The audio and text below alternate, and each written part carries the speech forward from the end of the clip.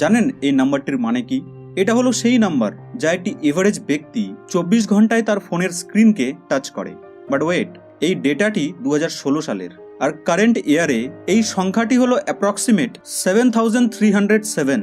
অর্থাৎ আজ একটি এভারেজ ব্যক্তি 24 ঘন্টায় প্রায় 7307 বার তার স্মার্টফোনের স্ক্রিনকে টাচ করে।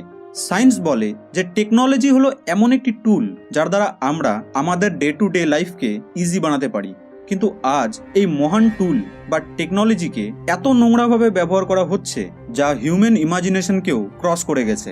টেকনোলজি ততক্ষণ পর্যন্তই আশীর্বাদ ছিল যতক্ষণ পর্যন্ত স্মার্টফোন মার্কেটে আসেনি। ফোনস প্রতিদিন স্মার্ট হয়ে যাচ্ছে এবং মানুষ হয়ে যাচ্ছে বোকা। আমি ক্ষমা চাইছি যে যদি এই কথাটিতে আপনার খারাপ লেগে থাকে, কিন্তু এই কথাটি 100% সত্য।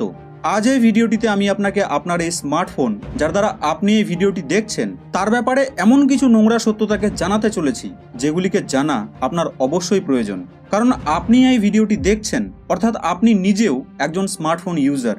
একজন এভারেজ ব্যক্তি এক দিনে প্রায় 5 ঘন্টা তার স্মার্টফোনকে দেয়। তার মানে একজন এভারেজ ব্যক্তি তার সারা জীবনে প্রায় 10 বছর 4 মাস নিজের ফোনকে ইউজ করে কাটিয়ে দেয়। স্টিভ জবস আইফোনকে তৈরি করে মার্কেটে এক রেভলিউশনকে নিয়ে এসেছে তো ঠিকই, 1 বিলিয়নের থেকেও বেশি আইফোন মার্কেটে বিক্রিত হয়েছে ঠিকই, কিন্তু আপনি কি জানেন যে সে তার ছেলে মেয়েকে আইফোন ইউজ করতে দেয় না? ইনফ্যাক্ট কোনো স্মার্টফোনই ইউজ করতে দেয় না। ফেসবুকের প্রস্তুতকর্তা মার্ক জাকারবার্গ সারাদিন ফেসবুক করে না, কারণ সে নিজেও এটা জানে যে এটা একদম ফালতু জিনিস। সে তো এই কাজে লেগে রয়েছে যে কিভাবে এই ফেসবুককে আরও অ্যাট্রাকটিভ বানানো যায় পাবলিকের কাছে, যাতে লোকেরা আরও বেশি টাইম এই অ্যাপ্লিকেশনগুলির উপর স্পেন্ড করে। 95% ইউজার্স ঘুমানোর আগে তার স্মার্টফোনকে ইউজ করে। এই পৃথিবীতে বহু ধরনের অ্যাডিকশন রয়েছে। কেউ ফেসবুকে অ্যাডিক্টেড, কেউ হোয়াটসঅ্যাপে অ্যাডিক্টেড, কেউ ইনস্টাগ্রামে অ্যাডিক্টেড, আবার কেউ ইউটিউবে অ্যাডিক্টেড, কেউ স্মোকিংয়ে অ্যাডিক্টেড, কেউ অ্যালকোহলে অ্যাডিক্টেড, আবার কেউ সম্পূর্ণ স্মার্টফোনেই অ্যাডিক্টেড। আজ আমরা এই স্মার্টফোন, অ্যাপস এবং হ্যাঁ, এই নোটিফিকেশনের কৃতদাস হয়ে গেছি। নোটিফিকেশন আসতেই আমাদের মন চঞ্চল হয়ে যায়। অর্থাৎ লাইফে কোনো ইম্পর্টেন্ট একটি কাজকে করার সময়ও যদি নোটিফিকেশন আসে তো সেই ইম্পর্টেন্ট কাজকে ফেলে দিয়ে আমরা নোটিফিকেশন চেক করি। নো ম্যাটার সেই নোটিফিকেশনটি আদৌ কোনো কাজের কি না, কিন্তু আমাদের লাইফের ইম্পর্টেন্ট কাজকে বাদ দিয়ে সেটিকে চেক করতেই হবে। 95%-এর থেকেও বেশি লোক কাজ করাকালীন স্মার্টফোনে আসা কোনো নোটিফিকেশনকে পিক করে, এবং কিছু লোক তো এমনও রয়েছে যারা প্রতি 15 মিনিট পর পর নিজের ফোনকে চেক করে যে কোনো নোটিফিকেশন এলো কি না। নোটিফিকেশন না এলেও ফের আরেক সমস্যা যে নোটিফিকেশন কেন আসছে না। আবার কখনো কখনো লোকেরা তো বিনা কারণেই নিজের ফোন চেক করে শুধুমাত্র এই জন্যেই যে ফেসবুক বা হোয়াটসঅ্যাপে একটি পোস্ট দিয়েছিলাম সেটাতে কতগুলি লাইক এলো, লোকেদের কি রিয়াকশন এলো, কতজন দেখলো। এই জিনিসগুলি চেক করার জন্যে বারবার আমরা এই অ্যাপ্লিকেশনগুলিতে এন্টার করি, আর যাই তো শুধুমাত্র চেক করার জন্যে, কিন্তু ঘন্টার পর ঘন্টা স্পেন্ড করে ফিরে আসি।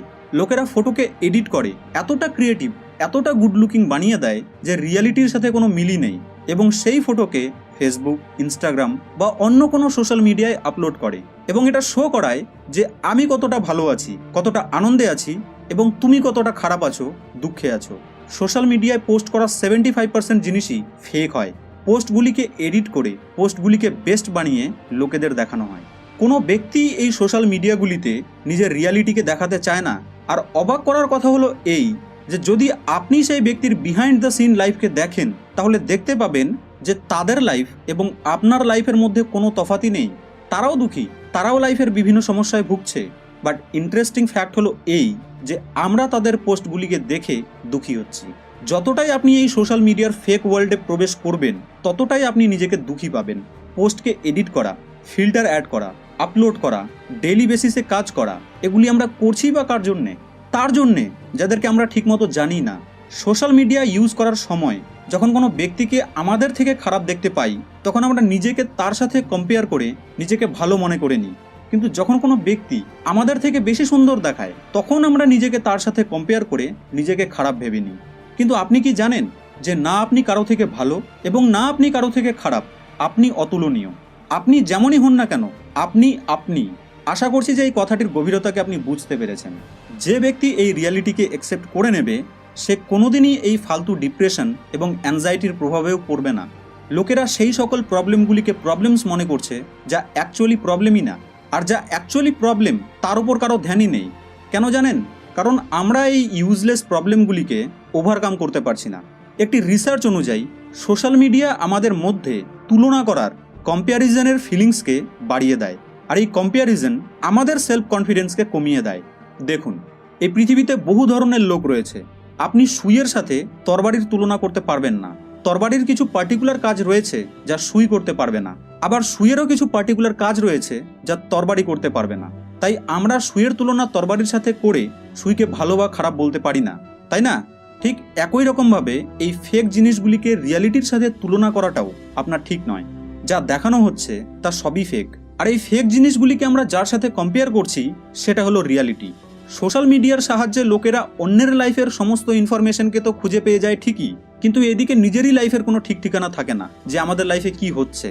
অস্ট্রেলিয়ার একটি ইউনিভার্সিটির স্টাডি অনুযায়ী প্রতি 10 জন ব্যক্তির মধ্যে থেকে 9 জন ব্যক্তি অ্যাংজাইটির শিকার হয়ে যায় যখন তাদের ফোনের ব্যাটারি লো হয়ে যায়।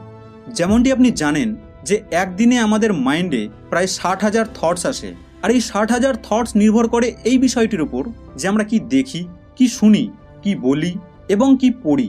কিন্তু আজ আমরা দেখছি কি, শুনছি কি, ভাবছি কি? যা আমরা দেখব, শুনব, ঠিক তেমনই আমাদের থটস হবে, আর যেমনই আমাদের থটস হবে তেমনই আমরা ভাববো। যা আমরা ভাববো তাই আমরা করব, এবং যা আমরা করব তেমনই স্বভাবের আমরা হতে থাকবো।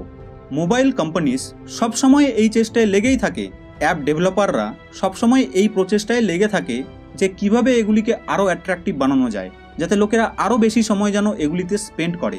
একটি রিসার্চ এও বলে যে যে ব্যক্তি যত বেশি সোশ্যাল মিডিয়া ইউজ করে সেই ব্যক্তির রিয়েল লাইফে ততই বেশি নিজেকে একা ফিল করে।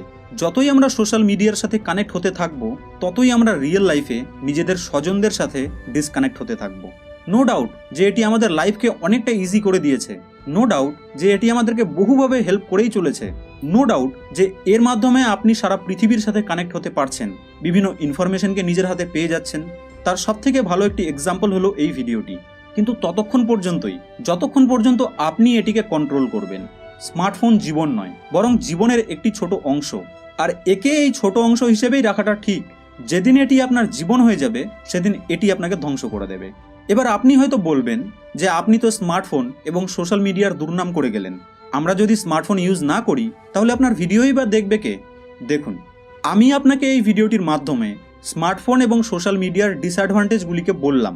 আমি সম্পূর্ণ ভিডিওটিতে এটা কোথাও বলিনি যে আপনি স্মার্টফোনকে ইউজ করা ছেড়ে দিন। স্মার্টফোন প্রবলেম নয়, স্মার্টফোনের কারণে যে প্রবলেমগুলি ক্রিয়েট হচ্ছে